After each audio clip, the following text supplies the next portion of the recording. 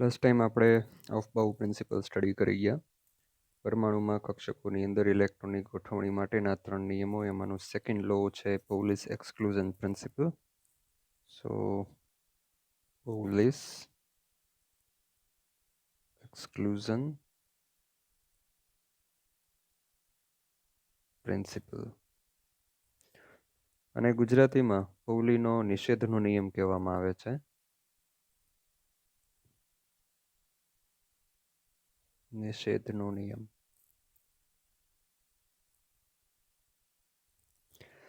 હવે આ નિયમ શું કહે છે એ આપણે જોઈએ.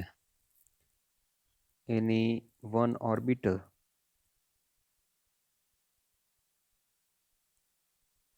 can accommodate maximum 2 electrons, not more than 2 electrons, maximum 2 electrons, maybe 1 electron, maybe 0 electron, maybe 2 electron, but not more than 2 electrons. And the spin of both electrons remain in opposite direction.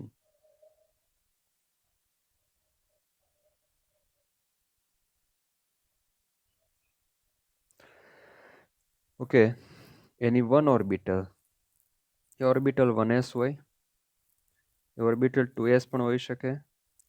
હવે અહીંયા આપણે સબ ઓર્બિટલની વાત કરીએ છીએ, સબ શેલની વાત કરીએ છીએ. જો શેલ કે શેલ એટલે કક્ષા કહેવાય,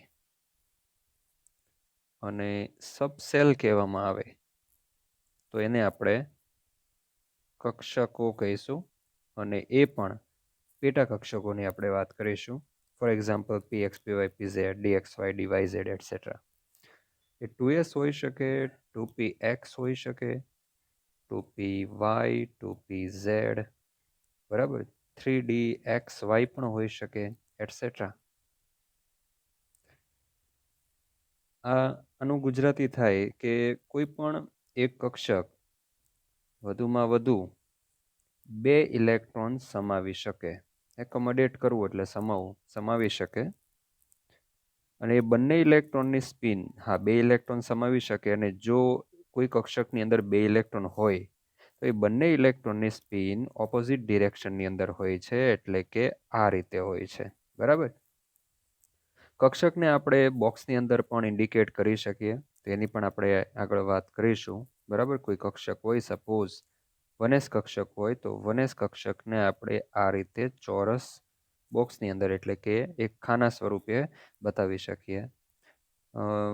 જે રીતે આપણે આગળ ઇલેક્ટ્રોન રચના સ્ટડી કરી ગયા છીએ, તો ત્યાં આપણે જોઈએ તો કક્ષકો જે છે એને 2 રીતે આપણે બતાવી શકીએ, અથવા તો કોઈ પરમાણુની જે ઇલેક્ટ્રોન રચના છે એને 2 રીતે લખી શકાય. એક તો સિમ્પલી આ રીતે, જે આપણે હાઇડ્રોજન ઇલેક્ટ્રોન રચના લખી, બરાબર, 1s1.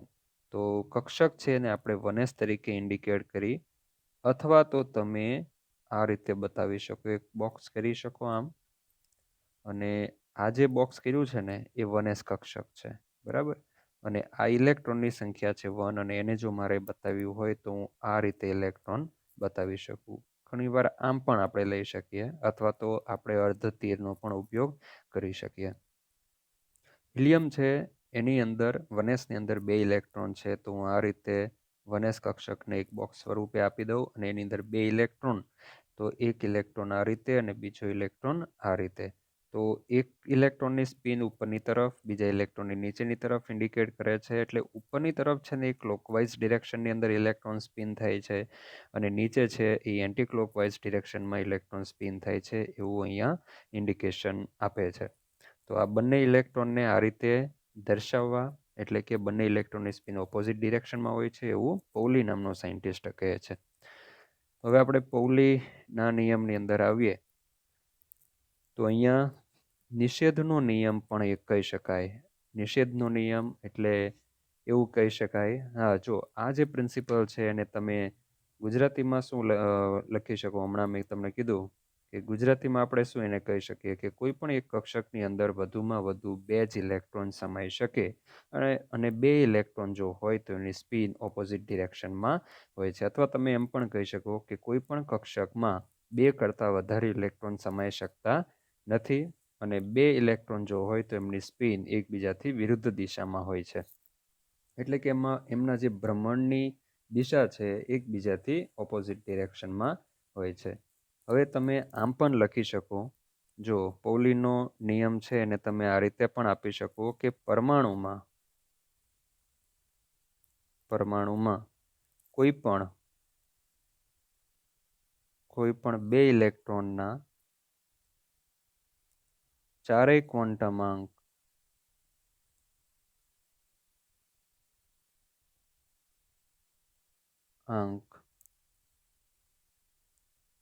નો સેટ એક સરખો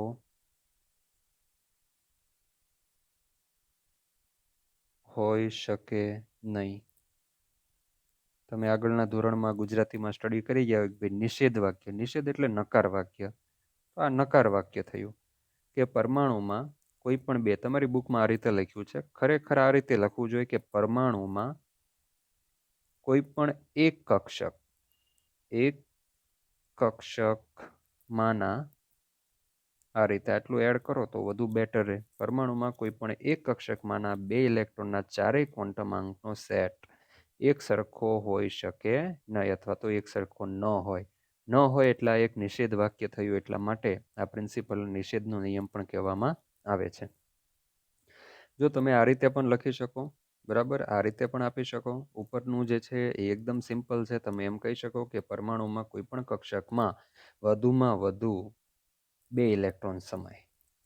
ખ્યાલ આવે છે? અથવા તમે આમ લખી શકો કે એટમમાં કોઈ પણ કક્ષકમાં, અથવા તો એમ લખો તો વધુ બેટર, કોઈ પણ એક કક્ષકમાં, એ પછી કક્ષક એસ કક્ષક હોય, પી કક્ષક હોય, ડી કક્ષક હોય.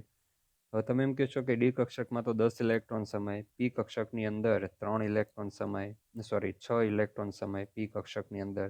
પણ હું કુલ પી કક્ષકની વાત નથી કરતો, હું પેટા કક્ષકની વાત કરું છું. એટલે કે પીએક્સ અહીંયા આપણે માની લેવાનું છે કે પેટા કક્ષકની વાત થાય છે, પીએક્સ, પીવાય અને પીઝેડ. તો આ એક કક્ષક, બરાબર. તો આ પીઝેડ કક્ષક મેં આગળ વાત કરી કે કોઈ પણ આવી કક્ષક હોય પેટા કક્ષક, એની ઇલેક્ટ્રોનની કેપેસિટી 2 ઇલેક્ટ્રોનની હોય છે. તો આપણે પેટા કક્ષક અહીંયા સમજી લેવાનું છે.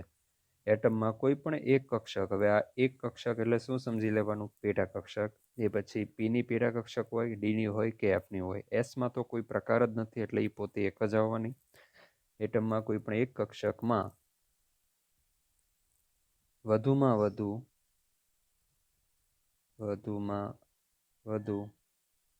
2 ઇલેક્ટ્રોન સમાઈ શકે અને આ બંને ઇલેક્ટ્રોનની સ્પિન વિરુદ્ધ દિશામાં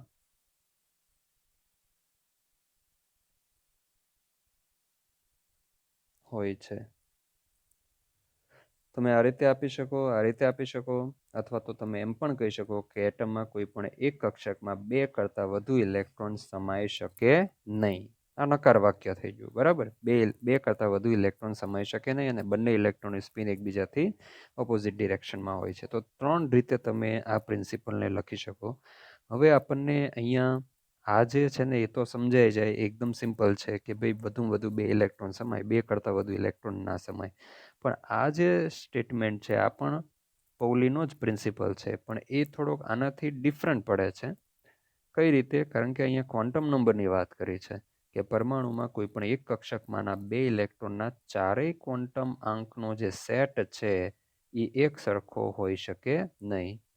તો એના માટે આપણે એક્ઝામ્પલ લઈએ, કારણ કે આ વસ્તુ છે ને એ તો સિમ્પલી સમજાઈ જાય તેવું છે. માની લો કે હું 1s કક્ષક લઉં, તો આ 1s કક્ષકને હું આ રીતે બોક્સ ફોર્મમાં બતાવું, બરાબર. હવે જો હાઇડ્રોજન પરમાણુ હોય તો એમાં 1s કક્ષકની અંદર 1 ઇલેક્ટ્રોન સમાય, બરાબર. હિલિયમ પરમાણુ હોય તો એની વનસ કક્ષકની અંદર 2 ઇલેક્ટ્રોન આવશે.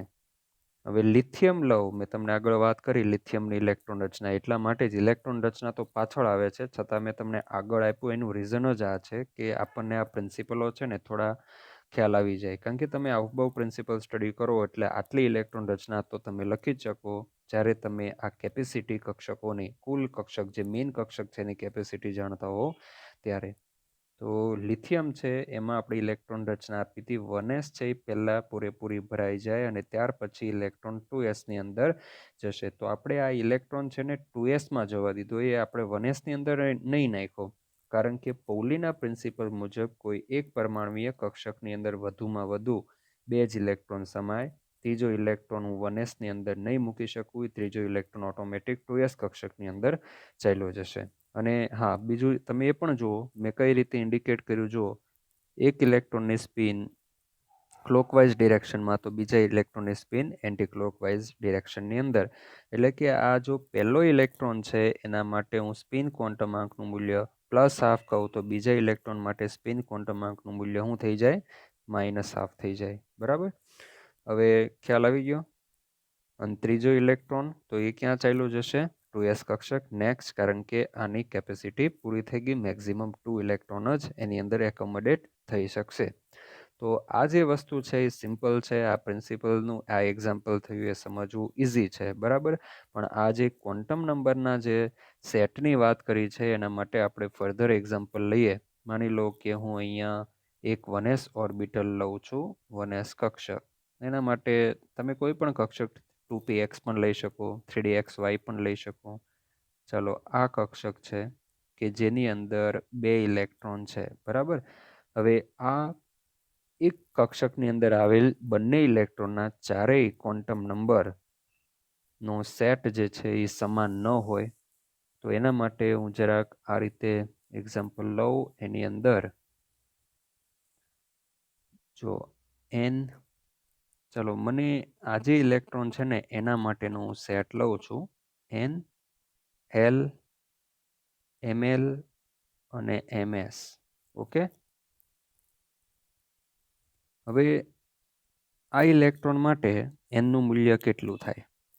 તો એ ઇલેક્ટ્રોન કઈ કક્ષકમાં પ્રેઝન્ટ છે? તો એ 1s કક્ષકમાં પ્રેઝન્ટ છે. તો કક્ષક પરથી મુખ્ય ક્વોન્ટમ આંક મળી ગયો 1.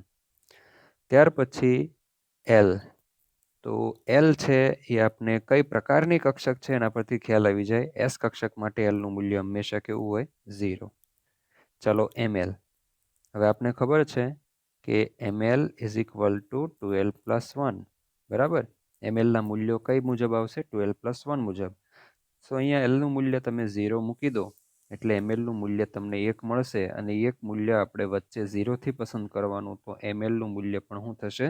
0. એક મૂલ્ય મેં પસંદ કર્યું 0 વાળું મૂલ્ય. હવે આ પહેલો જે ઇલેક્ટ્રોન છે એના માટે સ્પિન ક્વોન્ટમ નંબર એ થશે, માની લો કે હું અહીંયા પ્લસ, જનરલી ક્લોકવાઇઝ ડિરેક્શનની અંદર હોય ત્યારે આપણે +½ લઈએ છીએ. તો આ પહેલા ઇલેક્ટ્રોન માટે. હવે બીજા ઇલેક્ટ્રોન માટે મારે આ રીતે ચારેય ક્વોન્ટમ નંબરનો સેટ મેળવવો છે. તો n = ચાલો, બીજો ઇલેક્ટ્રોન કઈ કક્ષકમાં? 1s, તો n = 1. l તો s કક્ષકમાં જ છે એ પણ, એટલે એના માટે 0. અને l નું મૂલ્ય 0 હોય ત્યારે ml નું મૂલ્ય શું આવશે? 0. અને હવે હું ms લઉં તો ms = બીજો ઇલેક્ટ્રોન છે એન્ટી ક્લોકવાઇઝ ડિરેક્શનમાં છે એટલે એનો સ્પિન ક્વોન્ટમ આંકનું મૂલ્ય -½ મળશે. ઓકે, તો અહીંયા તમે જોઈ શકો કે કોઈ એક કક્ષકમાં આવેલા બંને જે ઇલેક્ટ્રોન છે એના ચારેય ક્વોન્ટમ આંકનો સેટ સમાન ના હોય. શું ડિફરન્ટ પડે અને શું સેમ? તો આપણને જે આ 3 ક્વોન્ટમ નંબર છે ને એ કેવા મળે છે? સમાન મળે છે. પણ ચોથો ક્વોન્ટમ નંબર છે એ આપણને જુદો જોવા મળે છે. બરાબર, 3 ક્વોન્ટમ નંબર સમાન હોઈ શકે, બરાબર, પણ ચોથો ક્વોન્ટમ નંબર તો 2 ઇલેક્ટ્રોન માટે ક્યારેય સમાન હોતો નથી, કારણ કે બંને ઇલેક્ટ્રોનની સ્પિન ઓપોઝિટ ડિરેક્શનમાં છે. એટલા માટે જ આપણે જે આ પ્રિન્સિપલની વાત કરી, બરાબર, અહીંયા એમાં છેલ્લે શું કીધું આ એડ કરવું જ પડશે. ખાલી તમે આટલું લખી દો કે એટમમાં કોઈ પણ એક કક્ષકમાં વધુમાં વધુ 2 ઇલેક્ટ્રોન સમાઈ શકે, આટલે સુધી લખશો તો આનો અડધો માર્ક કપાઈ જશે 1 માર્ક્સનો જો હોય તો. કારણ કે આ ફરજિયાત આવવું પડે, કારણ કે એ ઇન્ડિકેટ કરવા માટે તો આ ચોથો ક્વોન્ટમ નંબર છે એ આપણે લીધો ને એ કેવો પડે છે, બંને ઇલેક્ટ્રોન માટે ડિફરન્ટ પડે છે. તો બંને ઇલેક્ટ્રોનની સ્પિન વિરુદ્ધ દિશામાં હોય તો જ એમએસના મૂલ્યો બંને ઇલેક્ટ્રોન માટે કેવા મળશે, જુદા જુદા મળશે. બરાબર. અને આટલું લખો ને, આ વચ્ચેનું જે છે એ લખો તમે તો એની અંદર જ બધું આવી જાય છે કે ચારેય ક્વોન્ટમ આંકનો સેટ સરખો હોઈ શકે નહીં. કયો જુદો પડશે? તો એમએસ છે ને એ તો જુદો પડશે જ, કારણ કે બંને ઇલેક્ટ્રોનની સ્પિન ઓપોઝિટ ડિરેક્શનમાં છે. તો આ પૌલીનો પ્રિન્સિપલ થયો. ત્યાર પછી આપણે નેક્સ્ટ પ્રિન્સિપલ તરફ જોઈએ. એ નંબર 3 છે Hund's maximum multiplicity principle. Okay, Hund's maximum multiplicity principle. ગુજરાતીમાં આને કહેશું હુન્ડનો મહત્તમ ભ્રમણનો નિયમ. બરાબર. હુન્ડનો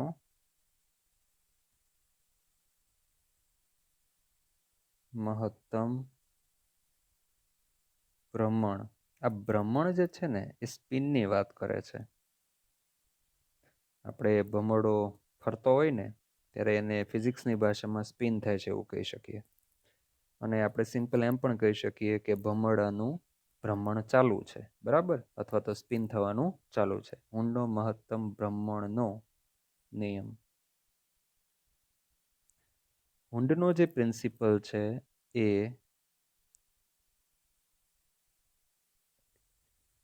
ડીજનરેટ કક્ષકો માટે છે. આ નિયમ કોના માટે છે? ડીજનરેટ કક્ષકો. ડીજનરેટ કક્ષકોની આપણે આગળ વાત કરી ગયા છીએ. સમશક્તિ કક્ષકોને ડીજનરેટ કક્ષકો કહેવામાં આવે છે. તો એના માટે આપણે એક્ઝામ્પલ લઈશું તો આપણે વધારે ખ્યાલ આવશે. પણ અહીંયા પ્રિન્સિપલ આપણે એવું કહી શકીએ કે સમશક્તિ કક્ષકો જે છે એ કક્ષકો સૌપ્રથમ ઇલેક્ટ્રોનથી અર્ધપૂર્ણ ભરાય છે અથવા તો અડધી ભરાય છે, અને ત્યારબાદ એ કક્ષકોનું અથવા તો એ ઇલેક્ટ્રોનનું યુગ્મન શરૂ થાય છે. સમશક્તિ કક્ષકો. બરાબર. આમાં પ્રિન્સિપલ છે એ ગોખવાની કોઈ જરૂર નથી. તમે તમારી ભાષામાં લખી શકો. બરાબર. અમુક લોકોને ટેવ હોય એટલે 10મા ધોરણમાં 9મામાં ગોખણપટ્ટી કરતા હોય કે ટેક્સ્ટબુકનું જે બેક ટુ સ્ટેટમેન્ટ આવતું હોય એ સ્ટેટમેન્ટ જ લખવાનો પ્રયત્ન કરતા હોય. પરંતુ આપણો વિષય કોઈ ગુજરાતી કે એવો નથી. આપણો વિષય છે સાયન્સ. તો સાયન્સની અંદર તમે તમારી ભાષામાં લખી શકો, પણ હા, તમારી ભાષામાં લખો તો સાયન્ટિફિક વર્ડ્સ આપણે યુઝ કરવા જોઈએ. અને જે રૂલ્સ છે, આ હુન્ડનો જે છે ને મેં નિયમ લખ્યો પાછળ. હું લખ્યું? નિયમ. તો નિયમમાં હું કે તમે એની અંદર કોઈ ફેરફાર ના કરી શકીએ. એમાં જે કન્સેપ્ટ આવવો જોઈએ એ તો આવવો જ જોઈએ. તમે તમારી લેંગ્વેજમાં, તમારી ભાષામાં તમે બનાવીને લખતા હોવ તો પણ એનો કન્સેપ્ટ ચેન્જ થઈ જવો જોઈએ નહીં. એમાં જે માગેલું છે એ તો આવવું જ જોઈએ.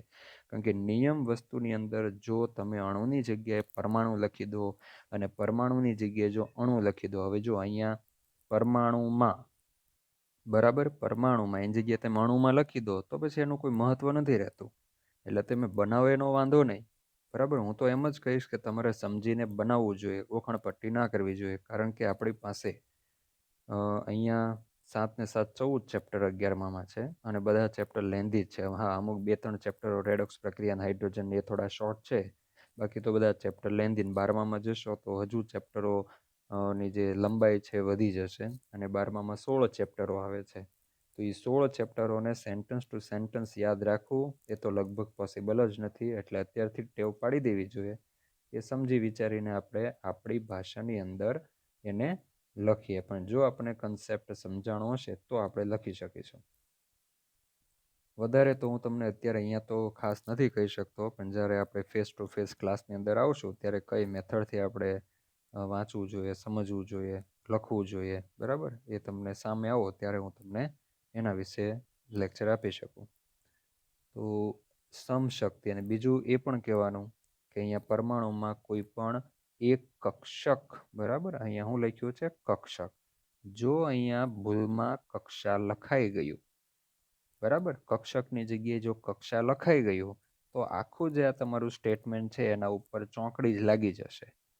ચોકડી લાગીને એનો 0 માર્ક્સ આવશે. પછી તમે એમ કહેશો કે ભાઈ સર બધું સાચું જ છે, ખાલી આ કક્ષકની જગ્યાએ કક્ષા લખાઈ ગયું. પણ તમને બહુ સારી રીતે ખબર છે, મેં એક લેક્ચર આપ્યો છે, ટેક્સ્ટ બુકમાં તો નથી પણ મેં એક ડિફરન્સ આપ્યો તમને લેક્ચરની અંદર, કક્ષા અને કક્ષક વચ્ચેનો તફાવત, બરાબર. હવે આવડો મોટો તફાવત આવતો હોય, 7-7, 8-8 પોઈન્ટ તફાવત ના આવતા હોય, તેનો મતલબ એવો થાય કે બંને એકબીજાથી તદ્દન ડિફરન્ટ છે. કક્ષા તો એક સર્ક્યુલર પદ છે, 2 ડાયમેન્શન ઇન્ડિકેટ કરે, અને કક્ષક એ 3 ડાયમેન્શન ઇન્ડિકેટ કરતો એક ત્રિપરિમાણીય વિસ્તાર છે, બરાબર. તો આ બંને વચ્ચે તો બહુ મેજર ડિફરન્સ છે. તો તમને આમાં ભેદ ના દેખાતો હોય તો તમે સાયન્સ માટે બન્યા નથી. અને તમારે તો પછી આની અંદર વધારે ધ્યાન આપવું જોઈએ, વધારે રીડિંગ કરવું જોઈએ, અને યાદ રાખીને લખવાનો પ્રયત્ન વધારે કરવો જોઈએ. કેમ કે અહીંયા નીચેના ધોરણ જેવું નથી હોતું કે આવડો અમથો નાનો અમથી ભૂલ થઈ જાય એટલે તમને જવા દેવામાં આવે. અહીંયા છોડવામાં આવતા નથી. એટલા માટે જ ઘણીવાર કમ્પ્લેનો હોય છે એ 12મામાં બોર્ડની એક્ઝામ આપેલી હોય અને એવું કહે કે અમે તો 50-50 માર્કની થિયરી સાચી લખી છે એમ, બરાબર. પણ એ તો ચેક કરવાવાળાને ખબર હોય કેટલી સાચી લખી છે. તમને ના ખબર હોય કે ભાઈ કક્ષકની જગ્યાએ કક્ષા થઈ ગયું છે.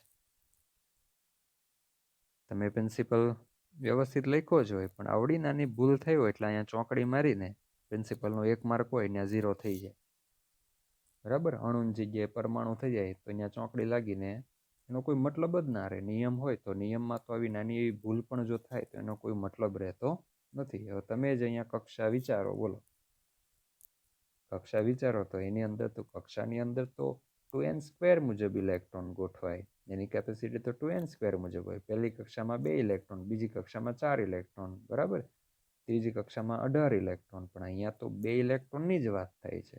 એટલે શબ્દ ખાલી ચેન્જ થાય એટલે આખું ઘણું જ બધું ચેન્જ થઈ જાય છે. એટલે બહુ જ ધ્યાન રાખવાનું અહીંયા. કક્ષક તો કક્ષક જ, હજી ઘણું એવું થશે. એટલા માટે લખવાની પ્રેક્ટિસ રાખવાની. ખાલી વિડીયો જોયા કરવાથી કંઈ થઈ જતું નથી.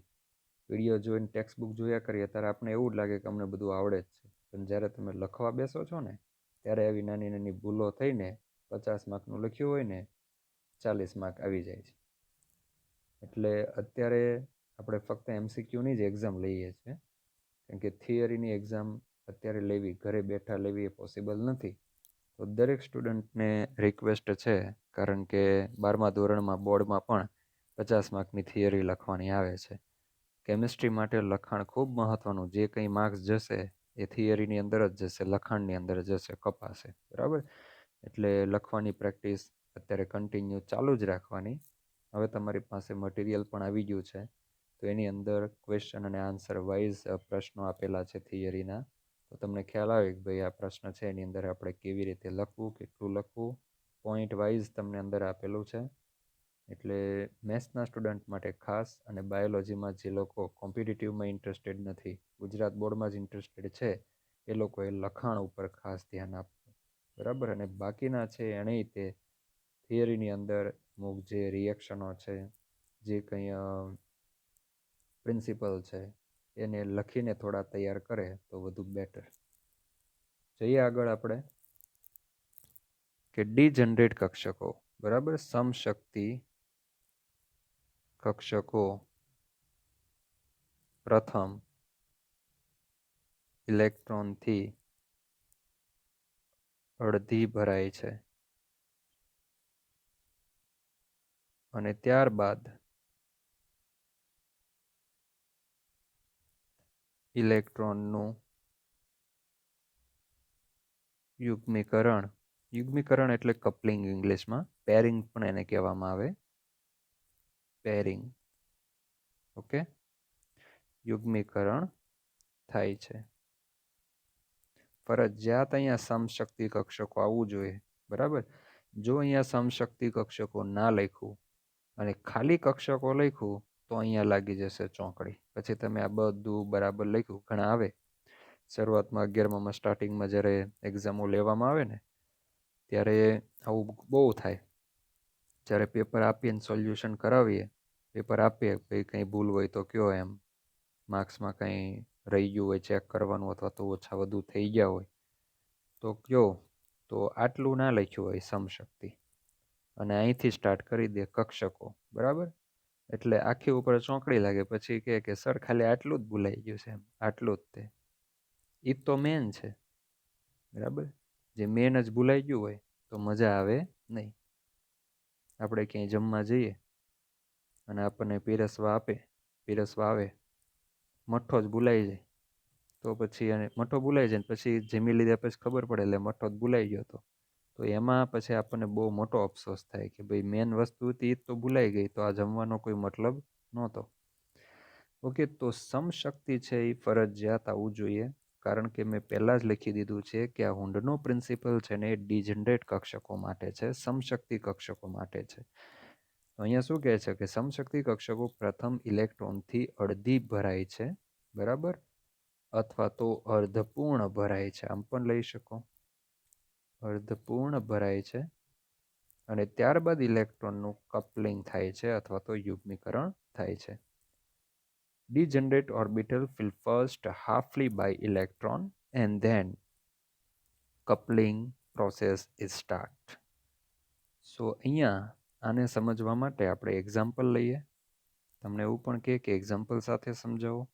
હવે કઈ કઈ ડીજનરેટ કક્ષકો છે, તો પી કક્ષકો, ડી કક્ષકો અને એફ કક્ષકો છે એ ડીજનરેટ કક્ષકો કહેવાય, કારણ કે એના પ્રકાર પડે. પીના જે 3 પ્રકાર પીએક્સ, પીવાય, પીઝેડ, બરાબર, પીએક્સ, પીવાય અને પીઝેડ આ ત્રણેય ડીજનરેટ કક્ષકો કે એવી રીતે 5 ડી કક્ષકો છે એ ડીજનરેટ અને સાથે એફ કક્ષકો છે એ ડીજનરેટ કક્ષકો છે. હવે એના માટે હું એક એક્ઝામ્પલ લઉં. ચાલો હું અહીંયા નાઇટ્રોજનનું એક્ઝામ્પલ લઉં. Okay, atomic number 7, 1s2, 2s2 અને 2p3. આ મેં હાફબાઉના પ્રિન્સિપલ મુજબ ભર્યું. મારે અહીંયા હુન્ડનો પ્રિન્સિપલ એપ્લાય કરવો છે, તો હુન્ડનો પ્રિન્સિપલ એપ્લાય કરવા માટે જે કક્ષક ડીજનરેટ હોય એના ઉપર હું ફોકસ કરીશ. તો 1s અને 2sમાં કોઈ પ્રકાર નથી અને જવા દો. મને ઇન્ટરેસ્ટ છે 2p કક્ષકની અંદર, તો આ જે 2p કક્ષક છે એને હું આ રીતે લખી દઉં, એક બોક્સના ફોર્મમાં, બરાબર, આ રીતે. હવે આ જે પહેલી કક્ષક છે એને હું માની લઉં 2px, આ 2py અને આ છે 2pz. 2p કક્ષકની અંદર મારી પાસે ટોટલ ઇલેક્ટ્રોનની જે સંખ્યા છે એ 3 છે, 3 ઇલેક્ટ્રોન્સ. કક્ષકો છે મારી પાસે 3. હવે આ ત્રણેય કક્ષકોની ઉર્જા કેવી છે? સમાન. આ સમશક્તિ કક્ષકો અથવા તો ડીજનરેટ કક્ષકો. ડીજનરેટ કક્ષકોની અંદર ઇલેક્ટ્રોન હુન્ડના પ્રિન્સિપલ મુજબ ભરાય, તો આ 3 કક્ષકોની અંદર મારે ઇલેક્ટ્રોન ભરવો છે તો હું આ રીતે ભરું, આમ 1, 2 અને 3. આ જે મેથડ છે એ મેથડ રોંગ છે, તો મારે ઇલેક્ટ્રોન કઈ રીતે ભરવા જોઈએ, તો એના માટે હું એક બીજી મેથડ કહું કે જે આપણે પ્રિન્સિપલની અંદર સ્ટડી કરી ગયા. એમાં આપણે એવું સ્ટડી કરી ગયા કે સમશક્તિ કક્ષકો પહેલા ઇલેક્ટ્રોનથી અડધી ભરાય છે. મેં એકદમ સિમ્પલ લેંગ્વેજની અંદર પ્રિન્સિપલ તમને આપેલો છે કે સમશક્તિ કક્ષકો પ્રથમ ઇલેક્ટ્રોનથી અડધી ભરાય છે અને ત્યારબાદ ઇલેક્ટ્રોનનું યુગ્મીકરણ થાય. તમારી બુકની અંદર જે લખ્યું છે એવું ના લખવું, એના લખો તો કોઈની તાકાત નથી કે અહીંયા ચોંકડી એની ઉપર મારી શકે, બરાબર. તો પહેલા ઇલેક્ટ્રોનથી કેવી ભરાય? અડધી. મેં અહીંયા શું કર્યું, જો પહેલી કક્ષક જે છે ને 2px એમાં જ 2 ઇલેક્ટ્રોન નાખી દીધા. તો આવી રીતે ના હોય, અડધી પહેલા ભરવી જોઈએ. તો આની અંદર 1 ઇલેક્ટ્રોન ગયો, આમાં બીજો અને આમાં ત્રીજો. આ અડધી ભરાણેલી કહેવાય. આ જે ઇલેક્ટ્રોન રચના છે એ હાફલી ફિલ્ડ ઇલેક્ટ્રોન રચના કહેવાય. આ ઇલેક્ટ્રોનને અર્ધપૂર્ણ ઇલેક્ટ્રોન રચના કહેવાય. કેવી ઇલેક્ટ્રોન રચના? અર્ધપૂર્ણ. બરાબર. કે કક્ષક છે ને, કક્ષક, આ એક કક્ષકની કેપેસિટી 2 ઇલેક્ટ્રોનની છે, તો તમે એકમાં જ 2 ઇલેક્ટ્રોન નાખી દો તો આ પૂર્ણ ભરી દીધી કહેવાય. પણ આપણને શું કીધું છે? જો અહીંયા હું લખ્યું છે અર્ધપૂર્ણ અથવા તો અડધી ભરાય. તો અહીંયા આ જે મેથડ છે એની અંદર મેં શું કર્યું કે આ જે 2px છે એની અંદર એક ઇલેક્ટ્રોન એટલે કે એને અડધી ભરી, ત્યાર પછી 2py ને અડધી ભરી, ત્યાર પછી 2pz ને અડધી ભરી. બરાબર? તો આ અર્ધપૂર્ણ રચના થઈને હવે જો તમારી પાસે ઇલેક્ટ્રોન વધતા હોય તો એનું આ જે 2px છે એની અંદર યુગ્મીકરણ ચાલુ થશે, પરંતુ આપણી પાસે તો ટોટલ કેટલા ઇલેક્ટ્રોન છે? 3 જ ઇલેક્ટ્રોન છે. બરાબર? હવે માની લો કે હું અહીંયા ફ્લોરિનનું એક્ઝામ્પલ લઉં.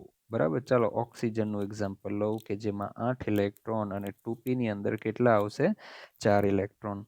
તો મેં 2px માં 2 નાખી દીધા, 2py માં 2 નાખી દીધા. બરાબર?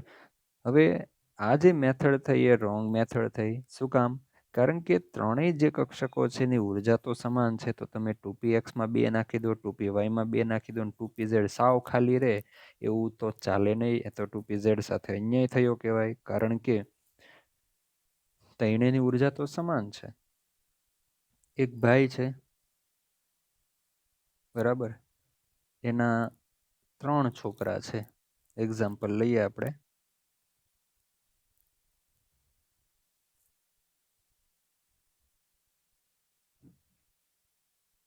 બરાબર, 3.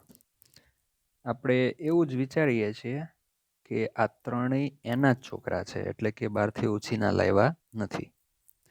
મતલબ કે એવું નથી કોઈ અનાથ આશ્રમમાંથી લઈ આવ્યો હોય. આ ત્રણેય છોકરા, આ ચાઇલ્ડ જે છે એ આ ભાઈના છોકરા છે, આ પિતા છે. બરાબર? અને આ એના શું છે? બાળકો. અને બાળકો એના પોતાના છે, બહારથી નથી લાવ્યા. તમે કહેશો બહારથી થોડું કોઈ લાવે. તો એ હું શું કામ એમ કહું છું બહારથી નથી લાવ્યા, એ હમણાં તમને સમજાશે. ચાલો, હવે 5 લાડવા બનાવ્યા છે. કેટલા? હા, આ 5 લાડવા છે એ આ 3 બાળકો વચ્ચે વહેંચવાના છે. અને 2 લાડવા આપી દીધા. વહેંચણી થાય છે. જે રીતે આમાં ઇલેક્ટ્રોનની વહેંચણી કરીને એવી રીતે લાડવાની વહેંચણી થાય. અને 2 આપ્યા, અને 2 આપ્યા.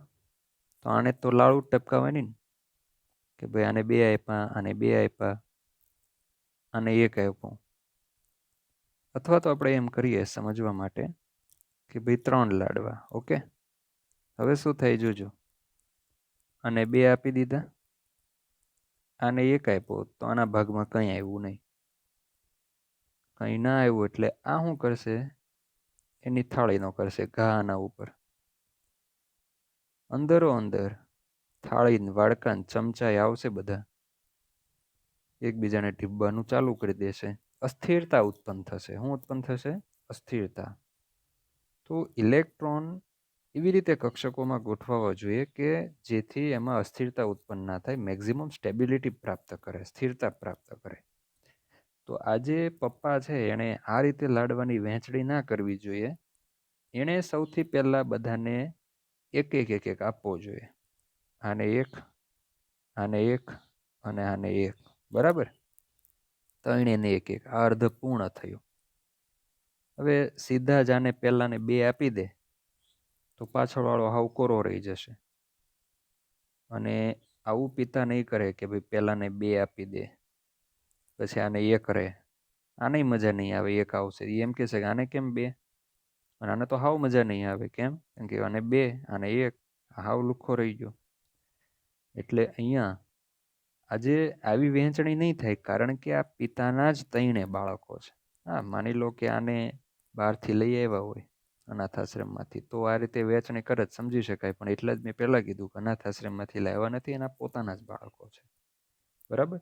તો ઇલેક્ટ્રોન લાડવાની વહેંચણી અયોગ્ય છે, કારણ કે આ ત્રણેય સમશક્તિ, એટલે કે સમશક્તિ એટલે હું સમજો કે ભાઈ એક જ પિતાના 3 બાળકો છે, તો પિતા માટે તો આ ત્રણે કેવા છે? સમાન છે.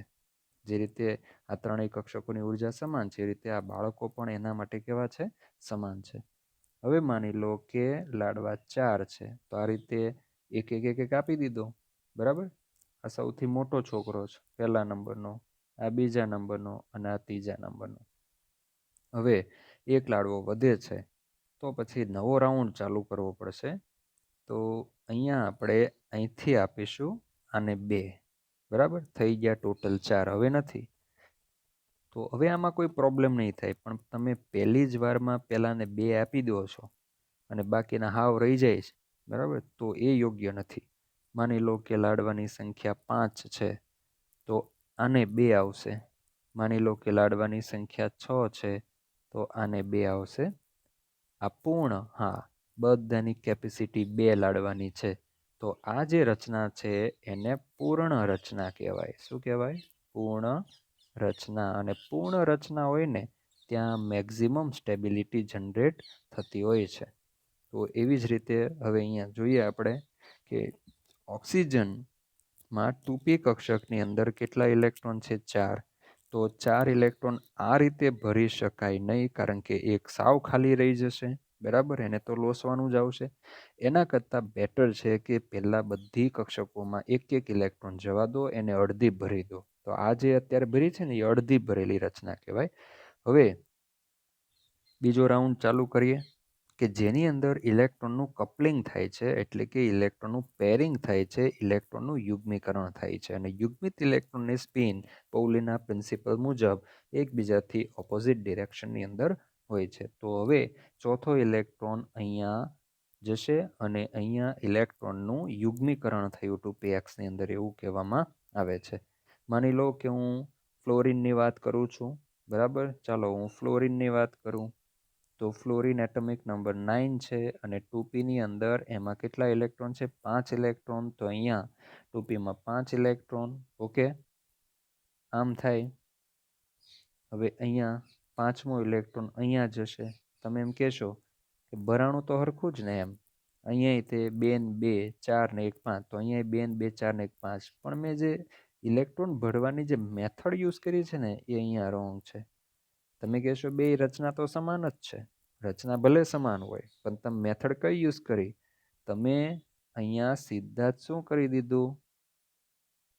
તમે અહીંયા ભર્યું તો પહેલા જ આમાં 2 નાખી દીધા. આ ચાલે જ નહીં, આ જ રોંગ થઈ ગયું સીધું. તમે સીધું સમશક્તિ કક્ષકો હોવા છતાં એ કક્ષકમાં 2 ઇલેક્ટ્રોન નાખી દેતા હોય આ રીતે, તો એ વસ્તુ કેવી છે? રોંગ છે. આમાં 2 નાખી દીધા, આમાં 2 નાખી દીધા, આ એ રોંગ થઈ ગયું. હવે એક વધ્યો એ અહીંયા. નહીં, આ રીતે નહીં ભરો. તમે એને આ રીતે ભરો કે સૌથી પહેલા એક કક્ષકમાં 2 ઇલેક્ટ્રોન નહીં નાખો. આમાં 1, આ 2, આ 3. હવે યુગ્મીકરણ સ્ટાર્ટ થશે. આ 4 અને આ શું થયા? 5. તો દેખાવમાં તો ભરી દીધા પછી તો 2 રચના સમાન જ લાગે છે, પણ આ જે મેથડ છે, મેથડ આ કેવી છે? સાચી. જ્યારે આ કેવી મેથડ છે? ખોટી મેથડ, બરાબર? રોંગ મેથડ છે આ, કે ભાઈ એકમાં જ તમે 2 એડ કરી દો છો. ઓકે, હવે જો નિયોન હોય એટમિક નંબર 10, 2pની અંદર 6 ઇલેક્ટ્રોન, તો અહીંયા એ છઠ્ઠો ઇલેક્ટ્રોન જશે કે જેને લીધે એક પૂર્ણ રચના પ્રાપ્ત થશે કે દરેક કક્ષકની મેક્સિમમ જે કેપેસિટી છે એ કેપેસિટીથી ઇલેક્ટ્રોન અહીંયા ભરાઈ જાય છે. ઓકે, હવે જો હુન્ડનો નિયમ આવું કહે છે, પરંતુ હું તમને અલગ રીતે પણ આપું કે પરમાણુની અંદર કક્ષકો, એટલે કે હું અહીંયા એમ કહું, સમશક્તિ તો બોલવું જ પડશે, કે સમશક્તિ કક્ષકોમાં શરૂઆતમાં કુલ સ્પિન ક્વોન્ટમ આંકનું મૂલ્ય ઊંચું રહે તે રીતે ઇલેક્ટ્રોન ભરાય છે, બરાબર? જો હું અલગ રીતે પણ હુન્ડનો નિયમ લખી શકું કે સમશક્તિ કક્ષકોમાં ઇલેક્ટ્રોનની ગોઠવણ એવી રીતે થાય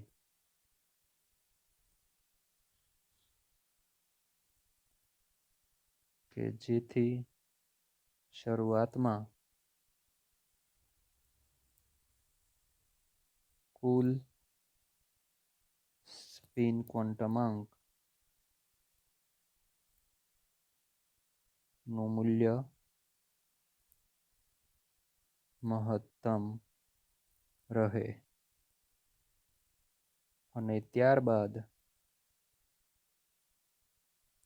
ms એટલે કે કુલ સ્પિન ક્વોન્ટમાંક ms નું મૂલ્ય ઘટે છે. બરાબર. જો તમારે આ રીતે તમારી ટેક્સ્ટ બુકમાં આ રીતે આપ્યું છે, બરાબર, પણ જો આ રીતે ન લખવું હોય તો તમે આ રીતે પણ હુંડનો પ્રિન્સિપલ આપી શકો, અથવા આ રીતે લખો તો પણ કોઈ આના ઉપર ચોકડી મારી શકે નહીં. આ બેસ્ટ છે. અને તમને એમસીક્યુની અંદર ટ્રુ ફોલ્સ સેન્ટેન્સમાં આવી રીતે પણ હુંડનો પ્રિન્સિપલ આપ્યો હોય તો તમારે આને પણ ધ્યાનમાં રાખવાનું છે. હવે આપણું જે ટાઇટલ છે ને એ જો હુન્ડ્સ મેક્સિમમ મલ્ટિપ્લિસિટી પ્રિન્સિપલ. શું છે? મેક્સિમમ મલ્ટિપ્લિસિટી, મહત્તમ ભ્રમણનો નિયમ. મહત્તમ ભ્રમણનો નિયમ. આ મહત્તમ ભ્રમણ શું? ભ્રમણ એટલે શું? તો મેં લખી દીધું છે બાજુમાં, સ્પિન. ભ્રમણને ઇંગ્લિશમાં શું કહેવામાં આવે? સ્પિન. મહત્તમ સ્પિનનો નિયમ, હુન્ડનો મહત્તમ સ્પિનનો નિયમ. તો એ જે શબ્દ છે ને એ તમને આ પ્રિન્સિપલથી સમજાશે, અને એના માટે આપણે ફર્ધર એક્ઝામ્પલ લેવું પડશે. જો તમારી બુકની અંદર આ ટાઈપનું એક્ઝામ્પલ લઈને, આવું એક્ઝામ્પલ લઈને એને સમજાવ્યું નથી, એને ખાલી સેન્ટેન્સ આપી દીધું છે કે જેનાથી આપણે સમજવું થોડું ડિફિકલ્ટ લાગે. હવે આ મુજબ મારે જો સમજવું હોય કે શરૂઆતમાં કુલ સ્પિન ક્વોન્ટમ આંકનું મૂલ્ય મહત્તમ રહે ત્યારબાદ એમએસનું મૂલ્ય ઘટે, એવી રીતે ઇલેક્ટ્રોન કેમ સમશક્તિ કક્ષકોની અંદર ભરાય છે, તો એના માટે હું ફર્ધર એક એક્ઝામ્પલ લઉં કે ચલો હું અહીંયા ઓક્સિજનનું જ એક્ઝામ્પલ લઉં 8. હવે એની જે મેઇન કક્ષક છે આપણે જેની વાત કરવાની છે 2p, બરાબર. તો અહીંયા આખું જ લખી દઈએ 1s2 2s2 અને 2p4, 4 ને 4 8, બરાબર. પણ આપણને ઇન્ટરેસ્ટ છે 2p ની અંદર. સો અહીંયા 2p4 અને 2p માટે જોજો અહીંયા કે ભાઈ આ ઉપરનું સ્ટેટમેન્ટ આપણે કઈ રીતે સાબિત કરીએ છીએ. ઓકે, આ થયું 2px 2py અને 2pz. હવે એના માટે તમારે કુલ સ્પિન ક્વોન્ટમ આંકનું મૂલ્ય કઈ રીતે મેઝર થઈ શકે એ જરાક એક્ઝામ્પલથી સ્ટડી કરવું પડશે. તો એના માટે આપણે સાઈડમાં જોઈએ કે ચલો હાઇડ્રોજન 1s1, બરાબર, કે જેને આપણે આ રીતે બતાવી શકીએ આમ. એક જ ઇલેક્ટ્રોન છે તો હું પ્લસ હાફ પણ લઈ શકું, માઇનસ હાફ પણ લઈ શકું, પરંતુ આપણે પ્લસ હાફ જ રાખીએ, બરાબર. તો હાઇડ્રોજન માટે કુલ સ્પિન ક્વોન્ટમાંક એમએસનું મૂલ્ય પ્લસ હાફ હોય. ચાલો હું હિલિયમ લઉં. ઇલેક્ટ્રોન રચના છે એની 1s2, તો આમાં 2 ઇલેક્ટ્રોન.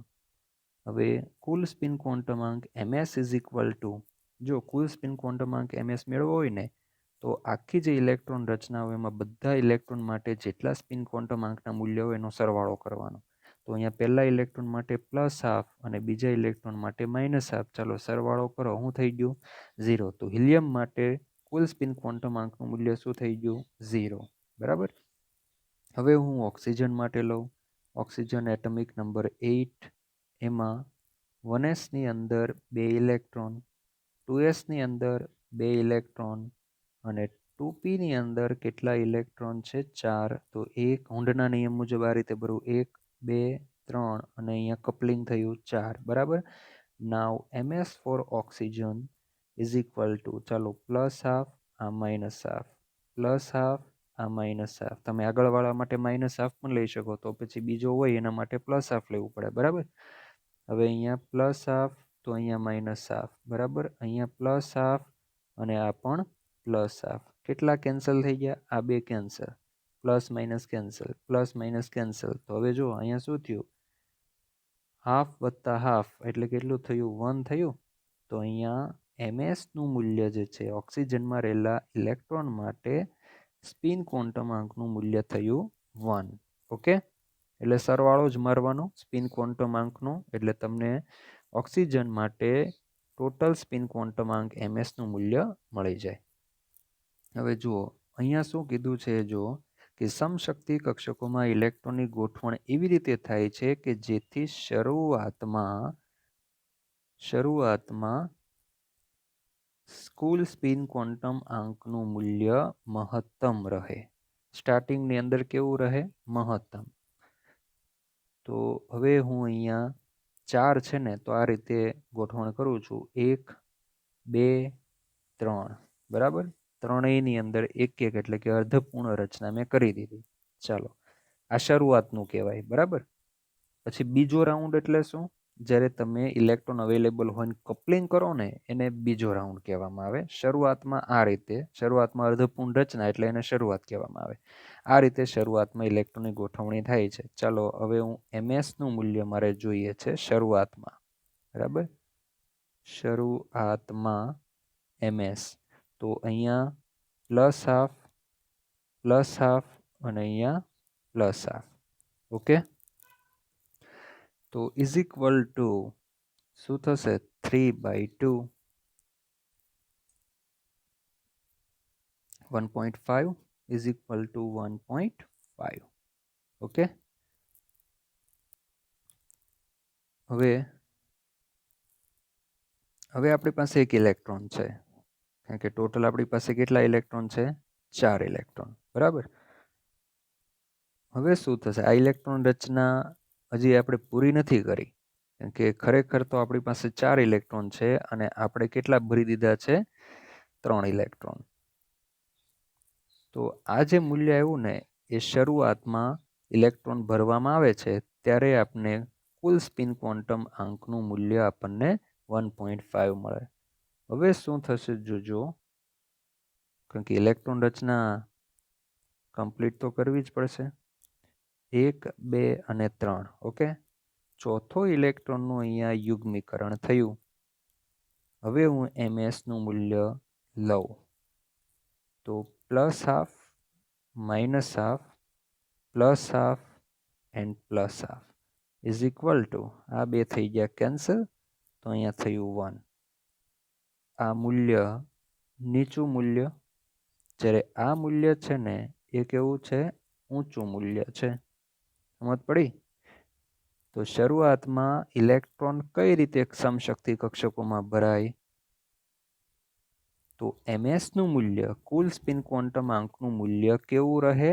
ઊંચું એટલે કે મહત્તમ. મહત્તમ અથવા તો ઊંચું રહે એ રીતે ઇલેક્ટ્રોન ભરાય છે. અને પછી જ્યારે આપણે રચના કમ્પ્લીટ કરી દઈએ છીએ ત્યારે એ મૂલ્ય કેવું થઈ ગયું? નીચું. તો ખરેખર એકચ્યુઅલમાં ઓક્સિજન માટે એમએસનું મૂલ્ય કયું થાય? 1 થાય. બરાબર. પણ શરૂઆતમાં જ નીચું રહે એવી રીતે નહીં ભરાય. હવે તમે જુઓ, હવે શરૂઆતમાં જ તમે નીચે રાખવાનો પ્રયત્ન કરો. ચાલો આમ છે, આમ કર્યું. બરાબર. આ 2p કક્ષક. હવે જો હું આ રીતે ભરું છું 1, 2 ટોટલ કેટલા ઇલેક્ટ્રોન છે મારી પાસે?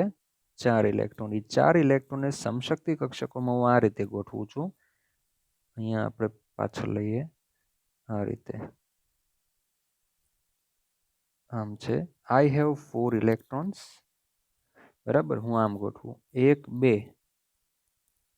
3, 4 આમ ગોઠવા. ms ઇઝ ઇક્વલ ટુ +½ -½ +½ -½ હું આવી રીતે ગોઠવું તો મને સ્પિન ક્વોન્ટમ આંકનું મૂલ્ય મળે 0. બરાબર. તો આ ચાલે? કારણ કે નિયમ શું કહે છે? આ મોસ્ટ ઇમ્પોર્ટન્ટ છે. ભલે તમારી બુકમાં આવું નથી આપ્યું, પણ આ નિયમ લખો ને તો પણ કોઈ ખોટું નહીં પડી શકે. કારણ કે આ ખરેખર સ્પિન ક્વોન્ટમ આંકને આધારે છે. જ્યારે આગળ જે વાત કરી એકદમ ઇઝી ભાષામાં છે, એટલે આને પણ ધ્યાનમાં રાખવાનું સમજવા માટે. તો જો હું એક જ કક્ષકમાં 2 નાખી દઉં, બરાબર, એવી રીતે જો હું આ રીતે ભરું તો આ જે મેથડ છે આ રોંગ મેથડ છે. બરાબર. હું શરૂઆતમાં જ 2 નાખી દઉં તો આ તો 2 કેન્સલ થઈ ગયા. પાછા આમાં 2 નાખ્યા, 2 કેન્સલ થઈ ગયા. તો મારે આ જે ઓક્સિજન છે એના માટે તો સ્પિન ક્વોન્ટમ આંકનું મૂલ્ય 0 થાય. તો આવી રીતે નહીં, આ 0 નહીં. શરૂઆતમાં ms નું મૂલ્ય મહત્તમ રહે તે રીતે ઇલેક્ટ્રોન ભરવા જોઈએ. અહીંયા તો સીધું 0 જ રહે છે, ક્યાં મહત્તમ રહે છે? જ્યારે અહીંયા તમે જુઓ આ મેથડ જે છે, ધીસ મેથડ ઇઝ રાઈટ. આ જે મેથડ છે એ સાચી મેથડ છે. બરાબર, કે પહેલા મેં એક લીધું ઇલેક્ટ્રોન એક ભર્યો કક્ષકમાં, તો સ્પિન ક્વોન્ટમાંકનું મૂલ્ય કેવું રહ્યું? મહત્તમ રહ્યું, ઊંચું રહ્યું. હા, હવે તમારી પાસે જો ઇલેક્ટ્રોન હોય તો તમે હવે ભરશો તો એ ઓટોમેટિક યુગ્મીકરણ થશે, એટલે સ્પિન ક્વોન્ટમાંકનું મૂલ્ય કેવું ચાલ્યું જશે? નીચું ચાલ્યું જશે. માની લો કે હું ફ્લોરિનની વાત કરું તો હજુ એક ઇલેક્ટ્રોન હું અહીંયા નાખું તો અહીંયા માઇનસ હાફ થઈ જશે. બરાબર, તો અડધું જ મળશે ને, 0.5 જ આવશે સ્પિન ક્વોન્ટમાંકનું મૂલ્ય. નિયોનની વાત કરું, હજુ આમાં ઇલેક્ટ્રોન નાખવું આમાંય તે, તો સ્પિન ક્વોન્ટમાંકનું મૂલ્ય શું થઈ ગયું? 0. પણ શરૂઆતમાં કેવું હતું? જો શરૂઆતમાં તમે ભરતા હતા ત્યારે સ્પિન ક્વોન્ટમાંકનું મૂલ્ય કેવું હતું? મહત્તમ હતું.